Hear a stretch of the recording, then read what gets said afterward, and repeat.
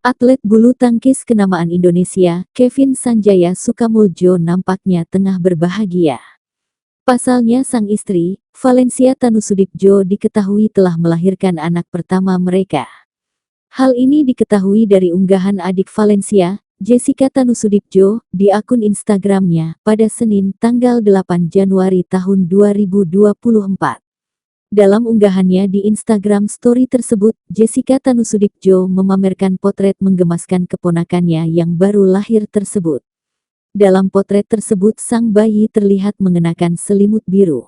Atlet bulu tangkis Kevin Sanjaya resmi menikahi putri pengusaha Heri Tanusudibjo yakni Valencia pada Maret tahun 2023 lalu. Kevin dan Valencia merayakan pernikahan dalam acara yang digelar di Prancis. Kabar kehamilan Valencia pertama kali diketahui pada Agustus tahun 2023.